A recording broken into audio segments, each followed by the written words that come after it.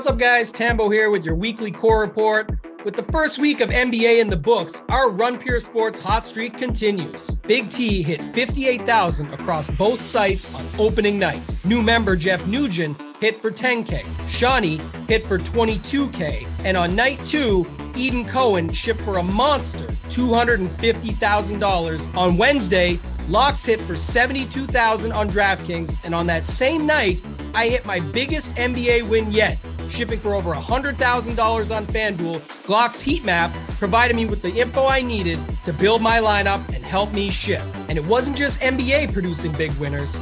Big T pushed Gus the Bus Edwards hard on the Sunday Morning Wood Show. I know we're saving money at running back this week, but are you spinning up for Derrick Henry? Yeah, I mean, I can't play Derrick Henry when I'm playing Gus the Bus. Gus went off, scoring 2 touchdowns at only 2% ownership. Make sure you're subscribed to our YouTube channel to get great calls like this for free on a daily basis. Guz was also featured in Big T's player pool, along with Bengal stacks. Congrats to P451017 for riding that stack to $15,000. And shout out to DK for 5 for staking Corey Pooler, who hit for $1,500. DK for himself hit for $4K on the afternoon slate. To top off the week, our members ran pure in some showdown contests too. Last Thursday, I shipped another King of the Beach seat with plays I highlighted in my attack plan, available to premium members, featuring Jawan Johnson in the captain slot. And the winning continued on Sunday's showdown slate with a slew of RPS logos sharing in a first place finish. Congrats to Bring the Noise, who entered 2 different lineups, which actually both tied for first. Shout out as well to member Alec for turning $20 into $10K in MLB. Congrats again to all our members. If you want to be featured in the core report, drop your winning lineup in our Members Never Win channel in our premium Discord. If you're not a member, join now. You won't find a better value with all sports included for one low price. Remember, if you're not winning with us, you're watching us win. Until next time, let's keep running pure.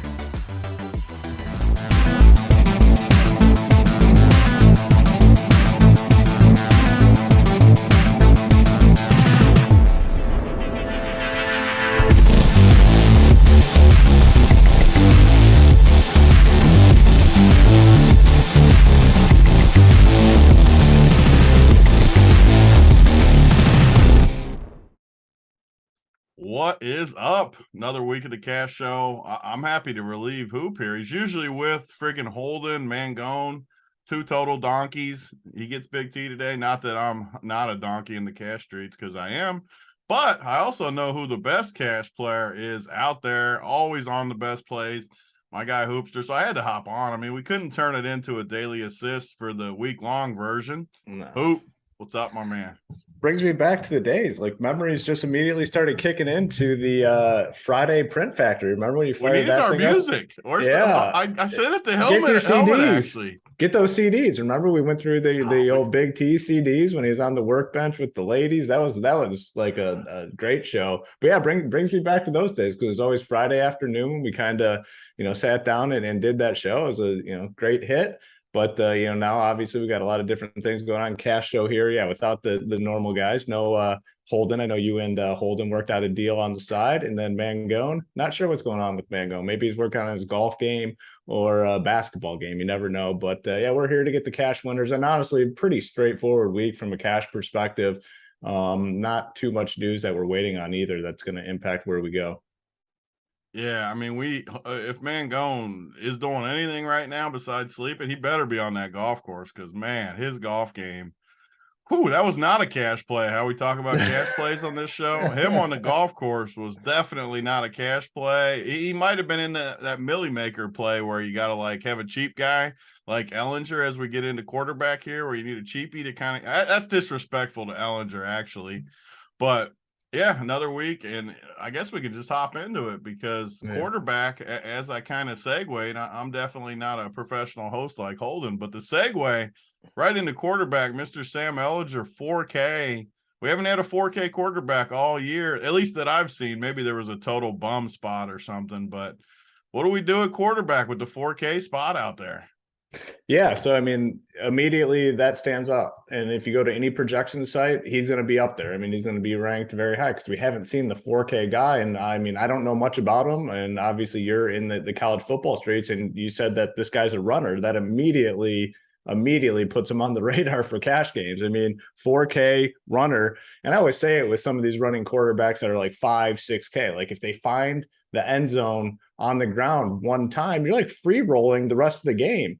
Now with this guy, if he finds the end zone one time, like you're beyond free rolling, like you're already there, and anything else is just massively piling on. So 4K, he can do a lot. So if you plug, let's say, for example, you plug in this Ellinger dude at 4K, we go down and play like a $2,600 defense. And then tight end, you basically have to go cheap this week as well. So I'll just plug in like a 4K tight end. You got over $6,500 left for your running backs, your wide receiver, and flex. So just wanted to show like what it can do for your lineups this week. Clearly in play.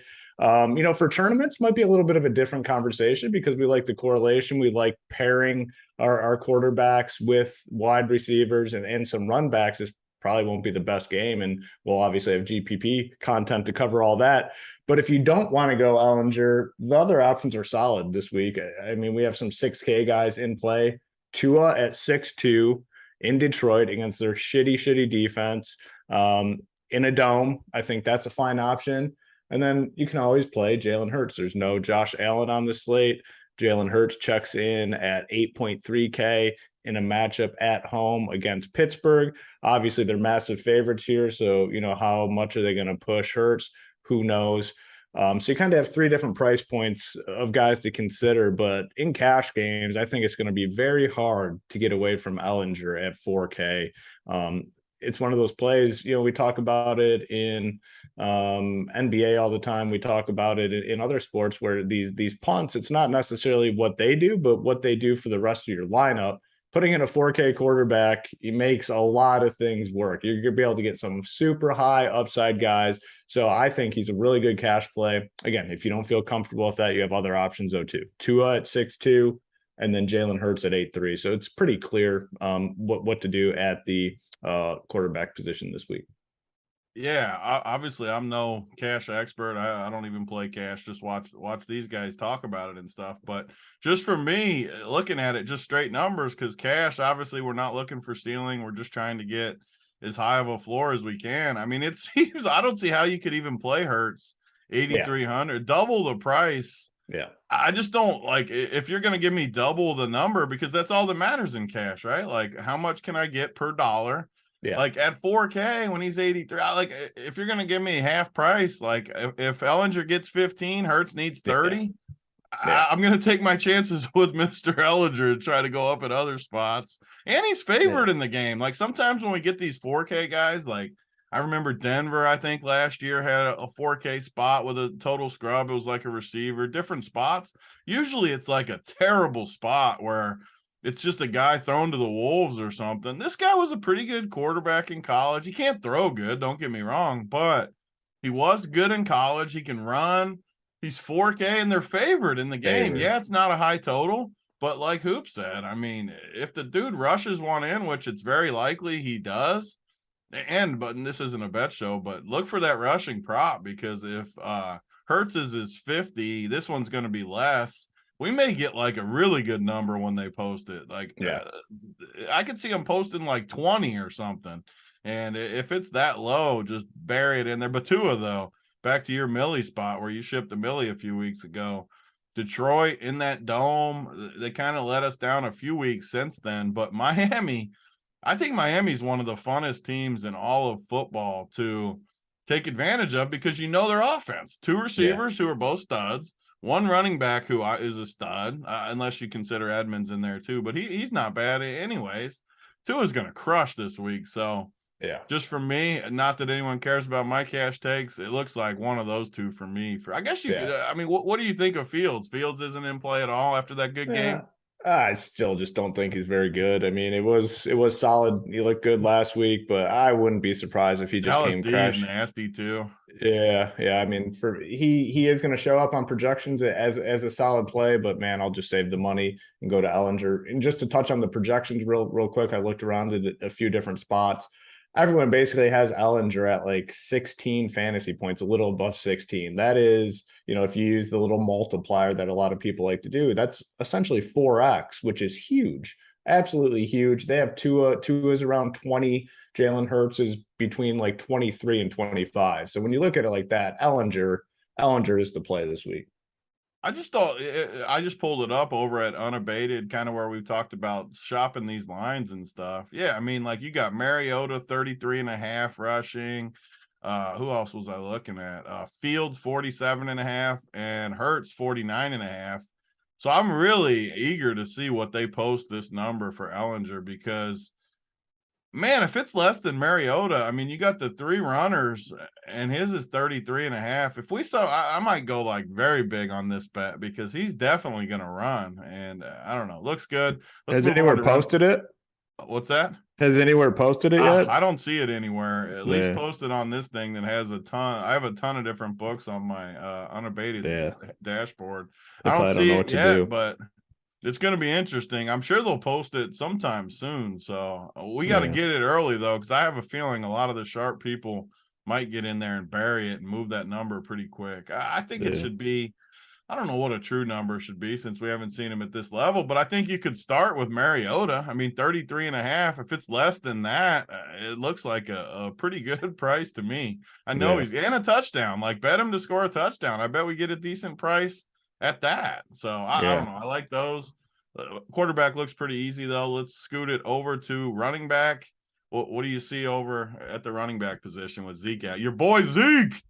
Got the job done last week. And it's just funny. We all made fun of each other's plays on the show, and all the dudes that we made fun of got there. That team, that What team if was that great team too. did ship? I mean, that team did cash, I think, for Yeah, $100 or something, it whatever it had to was. be But up that was there. with Amon-Ra out. We Yeah, literally had the 3 running backs that were all 4K, 4K, 6K. So saved tons of salary. They all did good.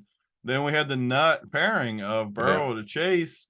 Obviously, the later running back smash, but yeah, just going in, if you told me we could have had the number 1 stack and all 3 of our running backs got close to 20, I would have said we might be live in this puppy. We yeah. might actually have a chance.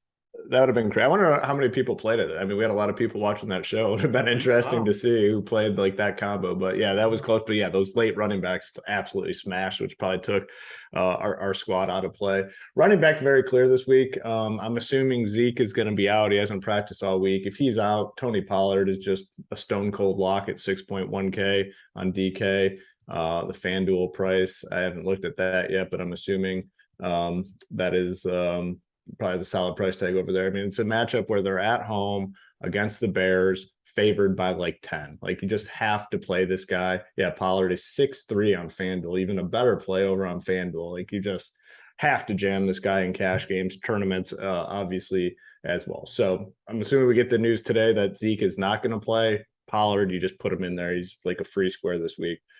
Other really good plays at running back. Josh Jacobs, I mean, you just have to consider this guy. You have to continue to ride him. They bumped the price up a little bit, but just not enough. He was limited in practice yesterday, officially questionable. I'm guessing he plays, and he's immediately a guy to consider at running back. And we've talked throughout the season about maybe playing wide receiver and flex and cash. I think this is a week where you probably are playing 3 running backs. You have Alvin Kamara at 7.1K and What do we slow do with start. Jacobs on FanDuel? Or do you guys do Well, DK and then FanDuel? yeah, we talked Or about FanDuel too, and we talked about it on the first look show. They've done a much better job pricing the skills position. I mean, they have Jacobs at 9K on looks FanDuel. tough over there to me. Makes it is tough. And then Derrick Henry as well, 10K. They have 10K, come on. yeah, Saquon at 9.5. So it is tough. I mean, not as much in play on FanDuel because you have Kamara at 7.8, your boy Mostert 6.8 over there on Oh, FanDuel. 6.8. Yeah. You can't fade that. That's too Yeah, good. so I think you're probably living more in that range on FanDuel. On DK, it's going to be more of a tough decision because you have Pollard, we have Kamara at 7.1, Kenneth Walker at 6.5, who's looked really good. and DK Metcalf most likely out. So taking away another weapon there. So it is tough. And Mostert at 5'9" on DK is definitely in the conversation too, against Detroit. So you're probably in that range playing, I'd say 3. I want 3 of these running backs. Kamara is just so much better with Dalton at quarterback. You look at the targets, 9 in his last 2 games. I mean, and he hasn't found, he's got 18 fantasy points, 17.5, and hasn't found the end zone. So the upside's massive, I think, for Kamara. In on him, in on Kenneth Walker, Josh Jacobs, Mostert are the, what is that, 6? Those are the 6 I'm kind of considering here this week. Ramondre Stevenson, potentially in play. I mean, he had a huge lean to Stevenson last week over Damian Harris. I know we all played a lot of Damian Harris in the showdown slate. Obviously did not work out. Stevenson just looks better. So I think he's a little more risky than those other guys. I have a strong lean to the other 6 or 5 that I talked about. Derrick Henry 8-4, Saquon 8-1. They're fine, but I think I just want to save the salary with those other guys. And like I said, I want to play 3 of them in cash games this week. And it is easy, especially if you play Ellinger. If you play Ellinger, you can definitely play 3 of these guys. Yeah, I mean, you're right. Running back looks loaded. I've been more on the receivers all year in tournaments, but running back looks loaded. And the crazy part is, just looking at it, I know this isn't a tournament show, but I can't help it just to talk about it. Like, you have some good pivots too, like DeAndre Swift in that game versus Miami. Like, literally no one's going to play this guy. And he's 6,800. Like, what if you're playing this game heavy, like we were kind of talking about? A lot of people would go to Tua with one of the receivers. You can play Swift at 6,800. There's no way he gets ownership at all. And the dude has showed tons of upside over the year. And how about Christian McCaffrey? Week off to learn the playbook. Well, not a week off, but a week to learn the playbook. I mean, no one's going to play this guy, and he's been shown unlimited upside. You got to think Shanahan has an incredible ability to get someone like this just sprung once he knows the playbook. So, well, I agree with you. This looks like a 3 running back week for sure, because not only is there great shot, like, how do you fade in cash Kenneth Walker and Pollard? So those are like 2 close to locks, but you have so many pivots too. So definitely a 3 running back week.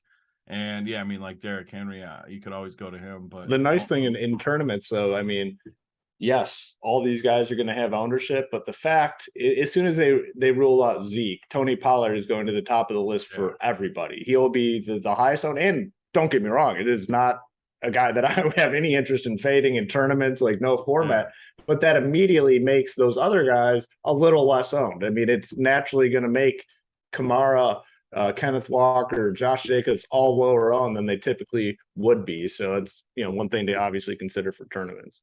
It's not like Pollard. Like, don't get me wrong, I'm with you. He's definitely the best play without a doubt. But it's not like he can't bust, and one of these guys can't just go. Like, Swift could easily outscore Tony Pollard in a tournament, so it's going to be a good tournament week too. But what we've seen with these running backs, it's like there's like levels. Like, okay, like we saw last week, we played all those shitty cheap dudes for, I mean, and they crushed. We elected, they all crushed, they all got in the 20s, but then in the afternoon when Jacobs comes out and drops his ball bag on your forehead for 36, it doesn't matter what those and 24 and Walker, all 3 of them. they all the full hammer. And they all came, dropped their tea bag right on the foreheads of Zeke, Foreman, and who's our other dude, Gus the Boss. So definitely can't happen. I mean, Pollard can have a good game and not be the optimal guy. You can go out there and get 23.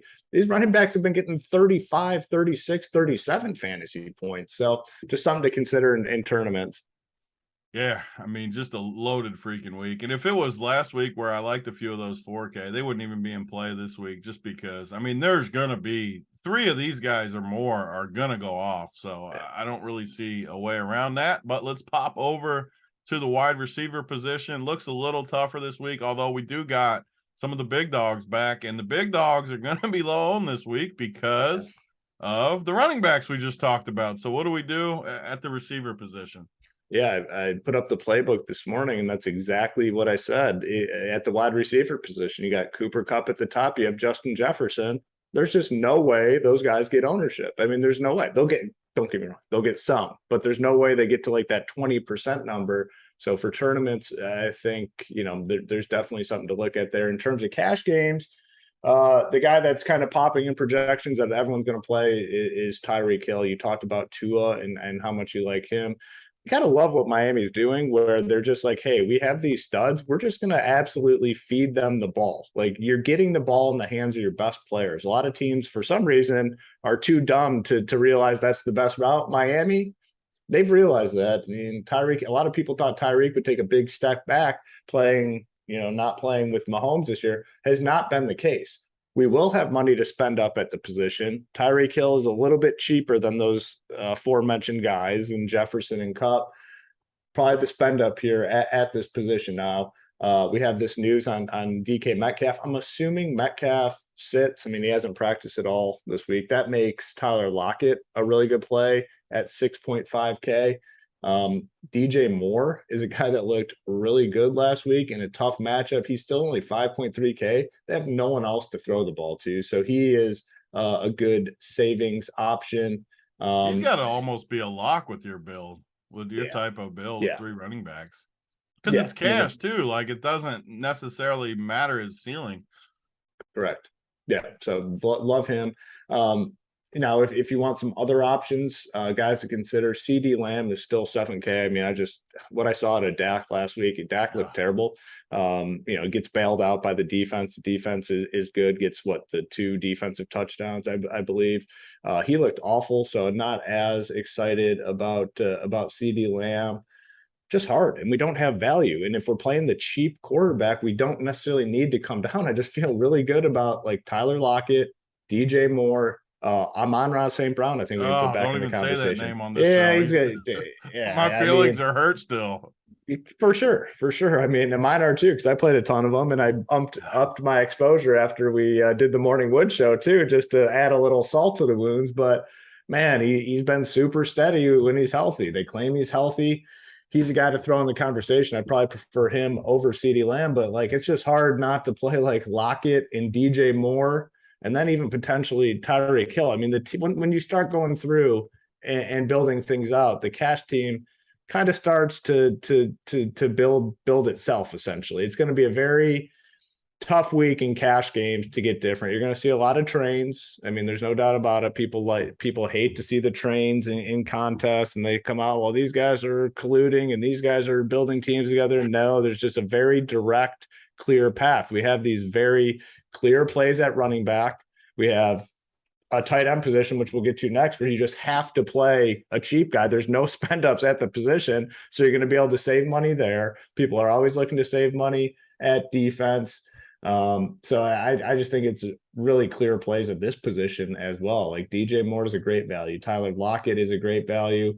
Tyreek Hill is a great play if you want to get off some of those guys. St. Brown, What CD about Lamb, Chris Olave? He looks good. Olave, 6K. He looks really, like a actually stud really with good Dalton. option. Yeah. I mean, he just feeds him.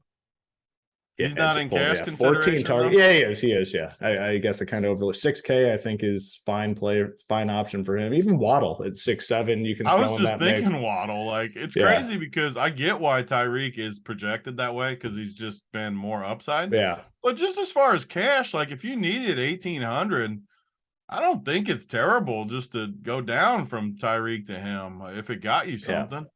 Yeah, I'd be fine with that totally. I mean, yeah, there might be builds where it's hard to get up to that $8,500 price tag on Tyreek Hill. Even if you do play Ellinger, save $1,800, save 1,800 and go down to Waddle. Same upside, maybe not the same consistency as Tyreek, but you're still getting exposure to a really good spot. So I think you probably do want one of those Miami pass catchers. You probably want either Hill or Waddle in your team when you end up building it. But again, it's going to be a pretty clear path when it's all said and done in cash games. That's one rule too. I think you can add whoever's playing tournaments, like make sure you got Tyreek or Waddle on basically every team, even if you're not stacking that game. I wouldn't play them together all that much unless you're in a tournament like a Millie where you want to go just overstack it or something. Like it's almost like the T. Higgins, Jamar Chase type thing where I don't think they both get there all that much unless it just totally goes crazy, which obviously is how Hoop won the Millie, and that's fine in tournaments. but every other team in like small fields and stuff, like don't play both of them. But make sure you play one. There's not really worlds where neither one of them does good against Detroit. I don't see it, at least. Yeah, I will say I came in here, Draftkings, started plugging some stuff in. If Darren Waller is ruled out and we have Moreau at tight end, who, I don't think is a slam dunk play, especially in tournaments, but in cash games, there's a very clear team that everyone is going to be playing this week. I just built it in literally about 30 seconds. So that's one thing to keep in mind. And I do think there is some value in not going off the beaten path in cash games, but when it's very clear and you know where everyone's going, because like I said, this team, an Ellinger quarterback team, is going to be very, very popular, very popular. So I don't hate the idea. I mean, I've seen people post those screenshots. I'm sure you have as well, in the double ups where they cash and they turn their $25 into $27.50. And then they cry about it too, which I'm not a cash guy, but like if you play the dead, like obvious these days, there's a lot of optimizers. There's a lot of projections that are good. I mean, you know what it is. Who knows what it is? So like, that's where I think I'm willing to bet. Okay. That Big T. Well, I'll talk tight end. When you throw it to me at tight end, I want you to build this team and tell me how much salary is left, and see if you end up on the same team. I mean, we're not giving anything. We won't say the defense, and we won't say something. I'll build it. I guarantee I can build it, because you will find this team, and everyone's going to play it. Don't bitch about it. But no, man, if you find a 2v2, and you don't have to get crazy, find a 1v1, right? 1v1. Give me Olave. All you have to do is pass those teams, and you're probably making money. So it's just one thing. Yeah, you're making good money too at cash, because you're literally 1v1 or 2v2. Like it's. I do agree completely. In head-to-heads, let your opponent make the mistake. Like play the team, but in those big, large field 50-50s, double ups, all that crap, I think there's some merit to 1v1 pivot or 2v2 pivot to be not different, but different than those teams. Because it's going to be hard to make money if this team doesn't fully smash. Unless it fully smashes, then you can still make money. But cash. It is. Yeah, Hoop's transformed too, and I've talked up Hoop more than anybody. I think it's the most impressive thing he's done to be one of the best cash players for the last 10 years. Totally transformed his game to be able to use the optimizer, be able to win tournaments. I think that's more impressive. Well, it's impressive that he's been able to win for 10 years on top of it, but to be able to, people can't transform their game. I've seen a bunch of people that were with Hoop that were playing a lot of cash over the years. I'm not going to name any names. A couple of them, my buddies, they're no longer in the streets anymore, whether it's because they moved on, made a bunch of money. Either way, they're not in the streets anymore. Hoop's still in there grinding, and he's transformed because man, I find it hard to believe anyone can survive just on cash. I'm sure there's some out there. I'm not saying there's not, but to be able to transform like he has is awesome. I mean, Boynton, it's a good point in the chat from Boynton. He goes, make people beat you in cash, play the best team. I agree with that in like head-to-heads and stuff, but in those large field 50-50s and double ups where there's a very clear team, the worst feeling ever is having that team and it cashes and you're literally turning $25 into like $27. It's happened multiple. I mean, the one week I seen it 25 into like 18 and they won. They won. Yeah, it's a bad feeling, and there's just no way you can make money long term by doing that. It's just impossible. So in head-to-heads, yes, make your opponent beat you. Make your opponent find that team. If they play the same team, reach out to customer support and say, hey, give me my commission fees back or what. That is a pain in the ass, I will say, to have to do that. I think DK does it. They automatically do it, but on FanDuel, you have to send them the teams, which is not fun. So that's bad. The downfall of cash right there. Last note for receiver, not going to be in play for cash probably because of what you said, but Wan'Dale Robinson finally got decent workload last week. 4,700, and he's a possession guy. So, I mean, I could see him getting versus Seattle. I could see him get 10 plus catches. Like I could see literally that kind of upside for him in this spot at 47. Just throwing that out there. Move it over to tight end. It looks pretty obvious for me here too, but what do you got at tight end? I'm going to build this team while you're talking.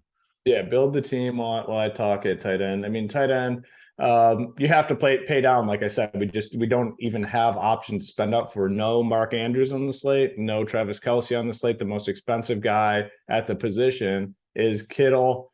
Don't necessarily want to play Kittle. Definitely. I mean, you kind of in tournaments, in cash games, I think you probably don't want to go there. Zach Ertz is up there at 5.1K. I don't think I want to go there in cash. The most expensive cash game guy for me is going to be Zach Ertz. I think he's very safe with Jalen Hurts as his quarterback. He's 5K. So that's the top I'd pay in cash games. Probably coming down much lower than that. There's just not a lot of difference between some of these guys. Higbee at 4.2K, very solid. I mean, we've seen the targets just be way up there this season, 4.2K, and what could be a competitive game against San Francisco. I think he is a fine option. Dalton Schultz at 3.7K, I think is a very fine option. He's the one connection that looked pretty good with Dak last week. Really wasn't there for some of these other guys. Dalton Schultz, 3.7, good price tag for him. He had some big games last season. Pat Freiermuth, an ugly, gross type play. But it's a game where they'll probably have to pass the ball. They're going against Philadelphia, who appears to be one of the best teams in football. Kyle Pitts at 4K. I mean, it's been a disaster for Kyle Pitts all season long, but at 4K, I think you can put him in the cash player pool. And then the guy that will be the most popular, assuming Darren Waller is ruled out, is Foster Moreau, 3.1K. Kind of busted last week, I guess. I mean, it's hard to say he busted. He was 2 point whatever K, and 3 catches, 28 yards, got 6 fantasy points. If you played him in cash games last week and lost, it wasn't because of Foster Moreau. 5 targets. You can probably count on the same if Waller is ruled out. Decent matchup here, decent total. He's a guy that will get the most ownership at the position. 3.1K is a tough price tag to pass up on. So he would be the guy that everyone goes to. Waller did practice, I think, in a limited fashion. He's officially listed as questionable. Yeah, he practiced limited on Thursday, so we should get more information on him today. If we don't get him and you're looking for another cheap option, Irv Smith, 3.5K, the guy you can consider. But basically you're going to be in this 4K, 3K range in cash games. If you want the safest option, probably a guy like Higbee. But again, if Waller's out, Moreau's the guy that's going to get the ownership. Yeah, I mean, tight end's the first spot where it doesn't look totally cut and dry to me as far as cash. I mean, I can even see. I was just trying to find the cheapest guy with a good projection, like this Noah Fant. I mean, I know you were kind of talking about him, but just building this team as because I wanted to see what I'd come up with. It kind of matters to me, at least, if you play Fant or Foster, because the 300 extra will get you from Kamara to Jacobs. So I know these are kind of always the 2v2s. That's the squad. That is the squad. So yeah, and that's why I hate cash. And I know this is a cash show, so people. But Mangone, you'll like see him. He'll like be agonizing over these 2v2s for just hours upon hours on Sunday, and it's truly like a coin flip. So what is it? It's Kamara and say Moreau or Jacobs and Fant would be the 2v2 with the team that I see. Yep. So if Waller's in, people will go to the Fant side. I mean, it's very clear. So if Waller's in, you can't play Moreau. People will go to the Fant side. If Waller's out, people are going to have the Moreau Kamara team. And if you play cash games this week and you're in those big double ups and you don't even come close to fully doubling up your money, that's the reason why, because this team, it's so obvious. Now something crazy could happen and it could all change, but I don't see it happening. I mean, it's going to be a very clear path in cash games this week, and a lot of people are going to be playing the same team. There's going to be some massive trains in those contests. In cash games, make them beat you for sure. I fully agree with that. Make your opponent beat you in cash games. Play the top teams. In cash games, consider. I mean, I don't know. I've shifted a little bit to more GPPs. I don't know if I would do it or not, just because it just seems so foolproof. But there's a good chance that you end up turning 25 into 1850 or whatever it is.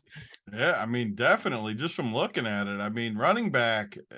It seems tough. There's really only 4 guys just trying to put it in and play with the numbers.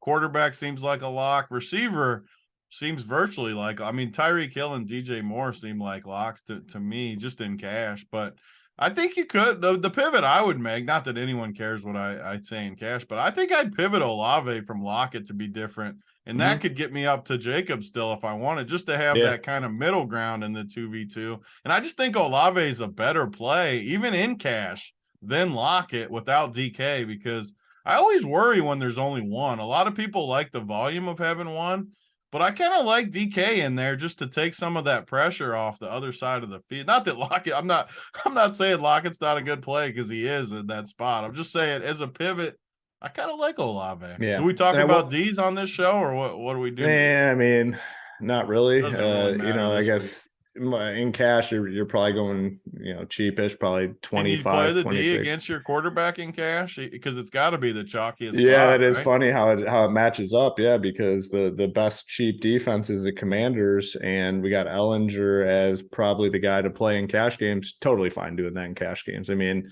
he can't throw either. So if he's forced to throw, like he's gonna throw picks. Yeah. He just is.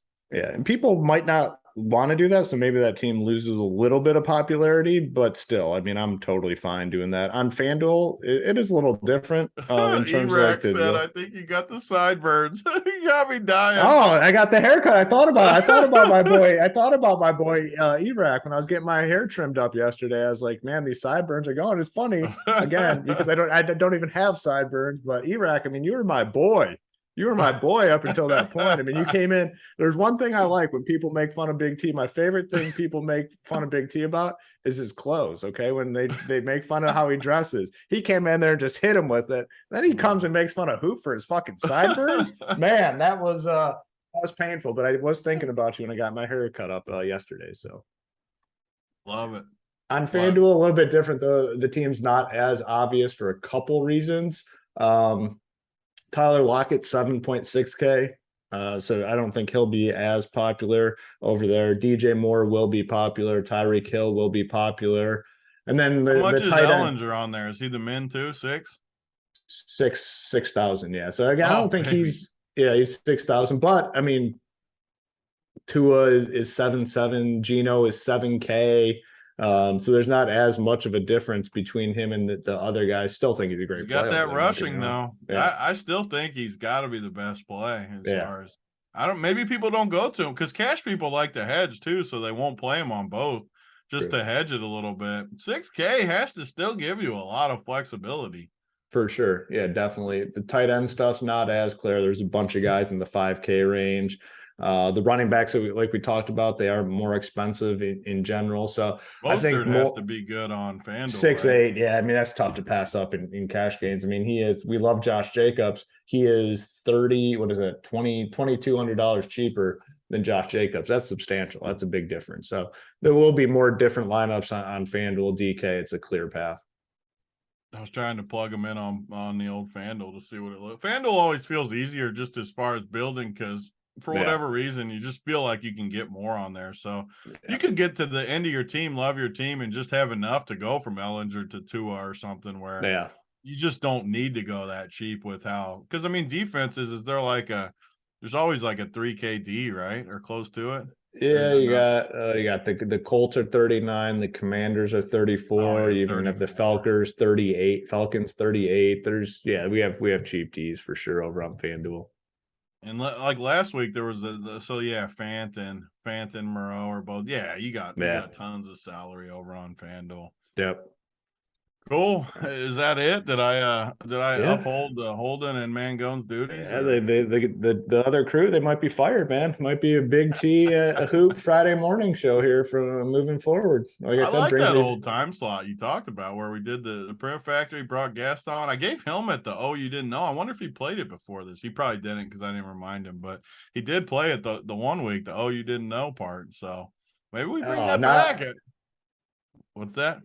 Now fucking Erac's coming in saying I'm pale as fuck. I was just outside doing leaves, my man. Like I think it's this light, man. I might now I have to hit the tanning bed to keep Erac. You come back on Sunday and you're all tanned up.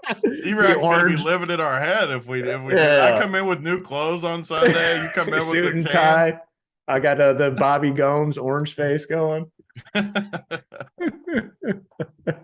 righty. I think that's it. We got a ton of shows though later today. I know I'm coming back with the Print Factory. I think I'm on basketball too with some people. I mean, we have shows all freaking day today. Helmet's our boy Helmet, the producer's got a ton of work to do. Are you back on today?